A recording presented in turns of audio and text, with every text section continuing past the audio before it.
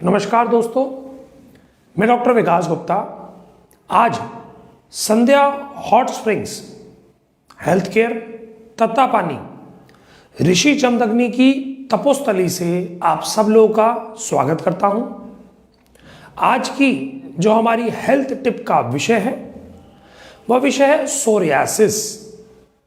Psoriasis एक ऐसा प्रकार का स्किन डिजीज है जिसके बारे में बहुत सारे लोगों को बहुत सारी मिथ्याएं हैं, और ये जो बहुत सारी मिथ्याएं हैं लोगों के बीच में, वह इस बीमारी को समझ नहीं पाते, इसके मूलभूत कारण नहीं समझ पाते कि ये होती क्या है। और जब आपको कारण और उसको समझने में तकलीफ आएगी तो आप अपने सही डॉक्टर तक नहीं पहुंच पाएंगे। जब आप डॉक्टर तक नहीं पहुंच पाएंगे तो उसका प्रॉपर उपचार नहीं होगा, और उपचार नहीं होगा तो ये स्वस्थता की तरफ नहीं जा पाएगी। सोरियासिस एक ट्रीटेबल बीमारी है। As per modern science it is a manageable, यानी जिसको सिर्फ दवाइयों से कंट्रोल किया जा सके, ठीक नहीं किया जा सके। परंतु ये एक प्रकार का ऐसा कुष्ठ रोग है जिसकी चिकित्सा संभव है। अब इस कुष्ठ रोग के ऊपर जानकारी लेने के लिए आज हम समझते हैं कि सोरियासिस होता क्यों है। जैसा कि सोरियासिस के बारे में कई लोग कहते हैं कि चकत्ते जैसे पड़ जाना, सिल्वरी स्किन जैसी उतरना, कभी कभी काले मोटे उभरे हुए निशान होना, और सिल्वर की तरह, चांदी की तरह परत का उतरते रहना। अगर इसकी बात करें सोरियासिस दो प्रकार से होता है। एक जिसमें पित्त की प्रधानता होती है और एक जिसमें कफ की प्रधानता होती है। यानी एक गर्मी के मौसम में उभरता है जिसमें स्किन उतरती है, पसीना आता है और खुजली होती है, जलन होती है। परंतु जो सर्दी में उभरता है उसके अंदर भी स्किन निकलती है परंतु उसमें खुजली होती है। गर्मी वाले में जलन होती है और सर्दी वाले में खुजली होती है। अब इसके कारणों के ऊपर अगर देखा जाए तो आचार्यों ने क्या कहा कि जब शरीर की रोग प्रतिरोधक क्षमता, वातज, पित्तज, कफज, तीनों प्रकार के दोष प्रकोपावस्था में हो जाते हैं अलग अलग मात्रा में, तो यह हमारे शरीर के दोषों को जो डिस्टर्ब होने के बाद उभर आते हैं। तो जैसे जैसे प्रक्रिया उभरती है, अगर पित्त प्रधानता से उभरा तो जलन ज्यादा होगी, अगर वायु प्रधानता से उतरी तो रफनेस, ड्राइनेस ज्यादा होगी, और कफ प्रधानता से उभरा तो खुजली ज्यादा होगी। तो आपको समझना, वैसे जो पेशेंट्स लगभग होते हैं उनमें जलन या खुजली ही पाई जाती है, और निशान जो है छोटा बड़ा उभरा हुआ गांठ की तरह टाइट मोटा निशान पड़ता है इसके अंदर। Auto immune disorder modern science में इसको कहते हैं, यानी जहां पर आपका खुद का इम्यून सिस्टम इससे लड़ने में असक्षम पाया गया। अगर हम बात करें इम्यून सिस्टम के कम होने की, तो देखने में तो आप स्वस्थ हैं परंतु अंदर इस त्वचा रोग से लड़ने में आपका शरीर असक्षम है। सोरियासिस एक ऐसी बीमारी है जो छूने से, टच करने से कभी भी फैलती नहीं है। यह उसी इंसान में होगी जिसकी रोग प्रतिरोधक क्षमता कम होगी, और ये अंदर से उभर के आती है। कपड़ों से छूने से सोरियासिस नहीं फैलती है। अब सोरियासिस के और कारणों में समझिए, जैसे कि मिथ्या आहार और विहार, यानी मौसमी भोजन ग्रहण ना करना, मीठा खाने के बाद सो जाना, सर्दी के मौसम में भी दिवा स्वप्न करना, और जो बताया गया कि जैसे आपने दूध, गुड़ और शहद ले लिया तो भी वो नुकसान पहुंचाएगा। इसी प्रकार से विभिन्न प्रकार के मिथ्या आहार विहार, जैसे मछली खा के ऊपर से दूध पी लेना, इसके कारण से भी सोरियासिस उभरती है। इसके अलावा जो आप समय पर भोजन नहीं करते हो, उससे आपका इम्यून सिस्टम दिन प्रतिदिन घटता जाता है।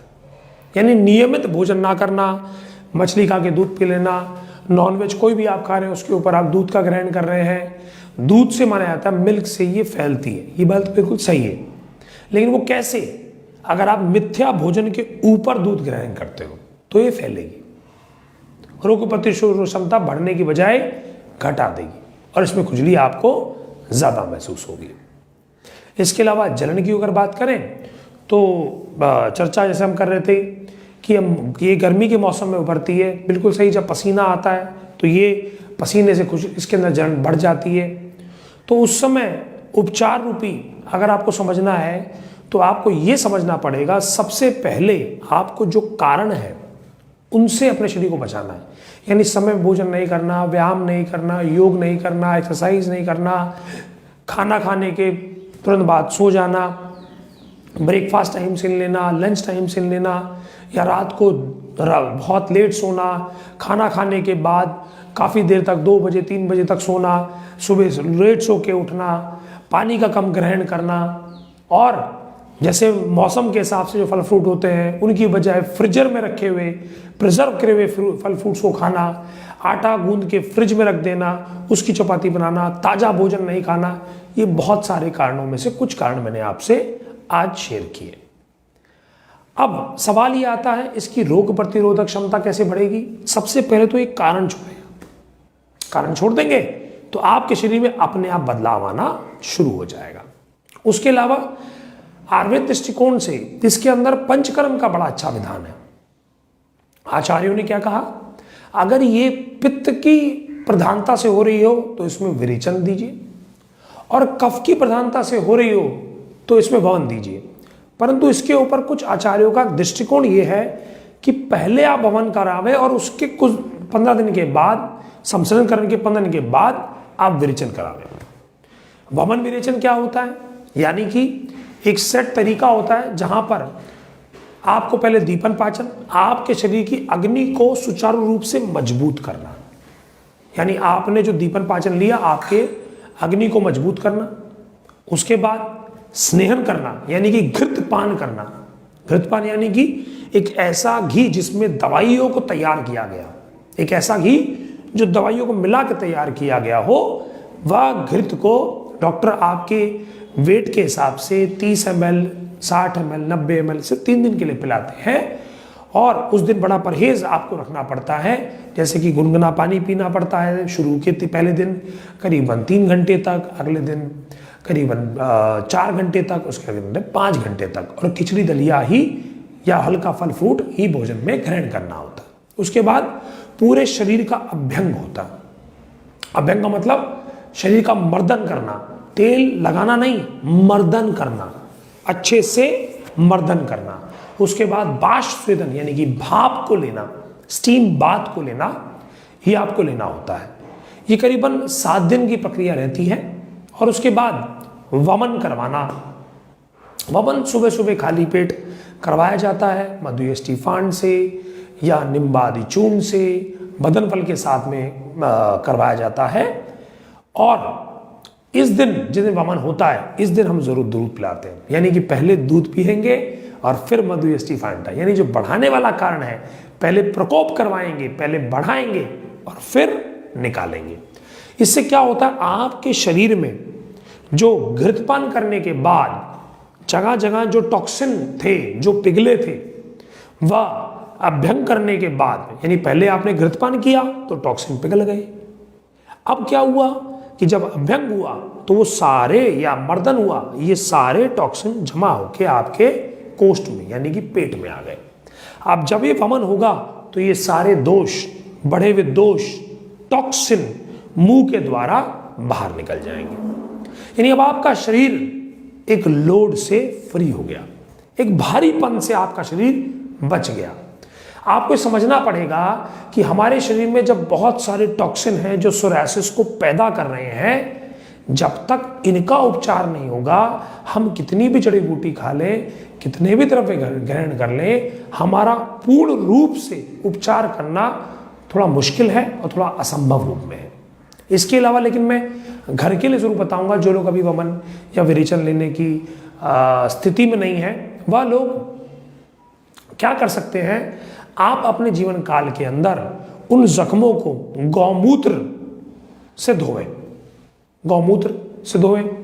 अगर मैं बात करूं ऋषि जमदग्नि ने जो हमको एक जिसे कह सकते हैं प्राकृतिक एक ऐसी गिफ्ट जिसे आप कह सकते हो या प्रभु द्वारा दिया हुआ प्रसाद कह सकते हो आप, उन्होंने दिया है कि ये जो तत्ता पानी में जो पानी निकलता है, यानी जो पानी के चश्मे हैं, इनके अंदर हाई क्वालिटी ऑफ अल्कलाइन है।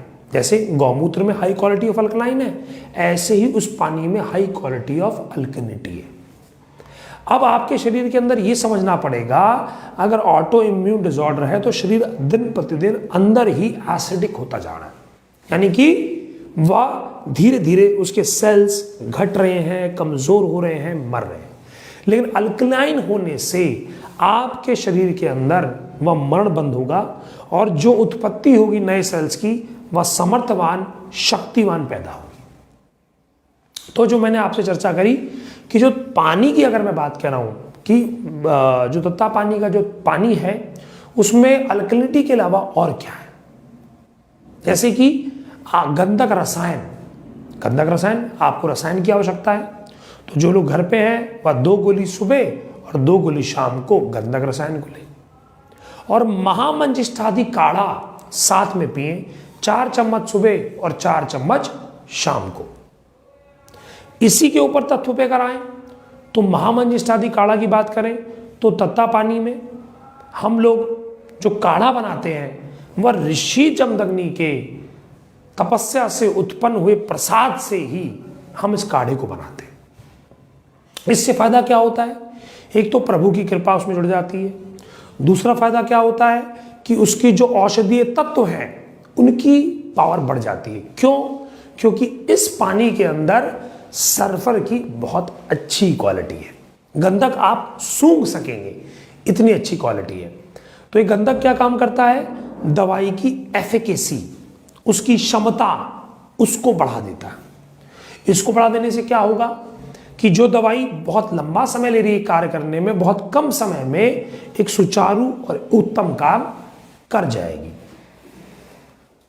तो जो हमने आज समझा कि सोरियासिस में रोग प्रतिरोधक क्षमता को बढ़ाना है और ज्यादा लंबी चौड़ी दवाइयां शुरू में आवश्यकता नहीं है, सिर्फ आपको आवश्यकता क्या है कि आप अपने शरीर का पंचकर्म अगर करवाएं, यानी कि शोधन कर्म अगर करें, तो आपको क्या फायदा होगा कि शरीर का जो ओवरलोड है, जो भारीपन है, वह घट जाएगा। कौन सा ओवरलोड? वजन नहीं, टॉक्सिन का ओवरलोड, जो बार बार सोरियासिस को ठीक नहीं होने दे रहे।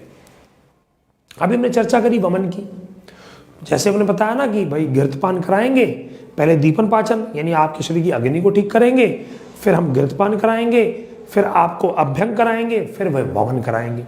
तो ऐसे ही वमन कराने के बाद करीबन 14 दिन का समसजनकरण होता है, जिसके अंदर आप बिल्कुल ही हल्का भोजन, पेय, इसका क्या कहते हैं, मंड पेय विलेपी, इसके अंदर दिया जाता है। मांड, चावल की मांड का पानी, फिर पेय बनाकर और फिर विलेपी बना के दिया जाता है। ऐसा हम 14 दिन करते हैं। उसके लिए आप डॉक्टर से संपर्क कर सकते हैं हमारे हॉट स्प्रिंग के अंदर, जहां आपको डॉक्टर पूरा चार्ट उसका बनाकर घर के लिए दे सकते हैं।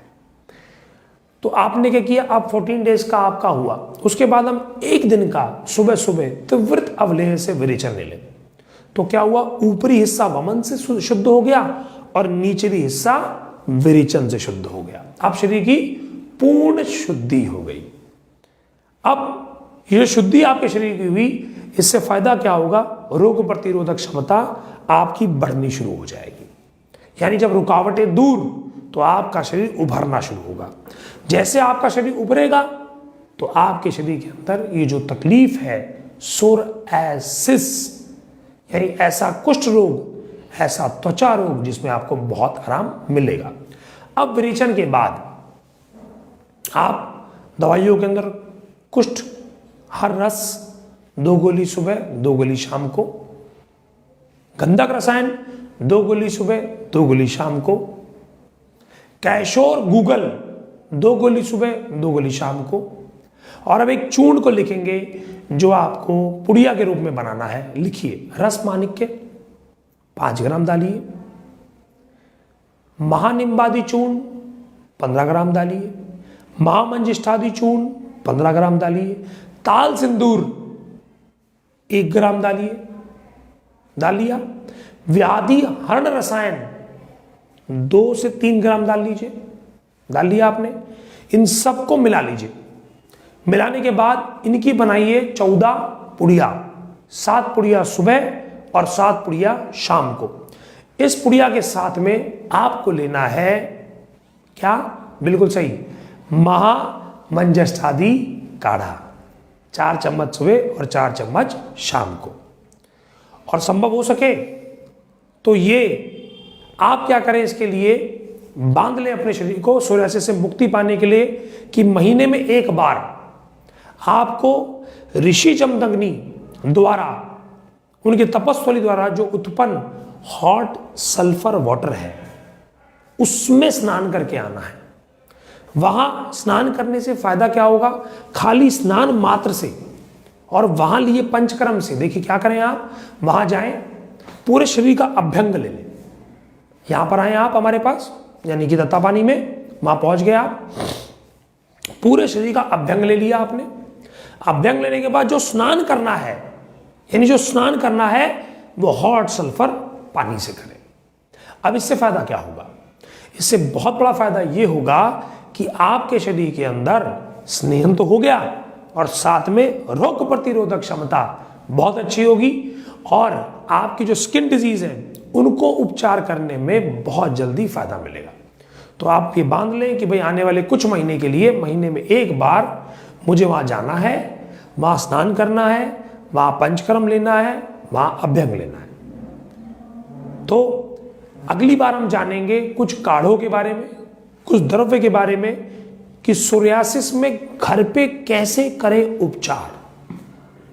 तो अगला हमारा जो सेशन होगा वह इसके प्रति होगा कि घर पे ही वो कौन सी जड़ी बूटियां हैं जिनको ग्रहण करने से हम एटलीस्ट कंट्रोल कर सकें। ठीक करवाने के लिए तो आपको दत्तापानी जाना है, परंतु कंट्रोल करने के लिए घर में ही, ये हो सकता आज आप ना जा पाए, आप हो सकता कुछ दिनों के बाद जाएं, तो मैं वो घर के बनाई हुई द्रव्य के बारे में अगली बार अगली क्लास में चर्चा करेंगे। ये चर्चा 1 हफ्ते की बाद होगी। और अब आप सब लोगों से विनती करूंगा, मैं जो मेरा प्रोग्राम सुन रहे हैं वह ज्यादा से ज्यादा इस वीडियो को शेयर करें कि हर उस सोरियासिस के मरीज तक ये सच्चाई पहुंचे कि उसको खाने में, भोजन में, जीवन शैली में किन बातों का ध्यान रखना है कि कम से कम उसकी बीमारी आगे बढ़े नहीं। अगर आपने इतनी भी मदद किसी की कर दी तो समझ लीजिए एक आहुति आपने भी दी इस महायज्ञ में, जहां पर हम लोगों को घर पे ही स्वस्थ करने का प्रयास कर रहे हैं। एक स्वस्थ भारत का सपना जो हम सब लोग प्रतिदिन देखते हैं इस कोरोना काल के बाद, उसके अंदर आप भी प्रयास करें और इस वीडियो को ज़्यादा से ज़्यादा लोगों तक शेयर करें और इस वीडियो को शेयर करने के बाद उस मनुष्य तक जरूर पहुंचाएं जो दुखी है इस बीमारी सोरियासिस से। अब इसके बाद मैं आप सब लोगों से आज की क्लास की विदा चाहता हूं और आप सब लोगों का तहे दिल से धन्यवाद करता हूं। नमस्कार, धन्यवाद।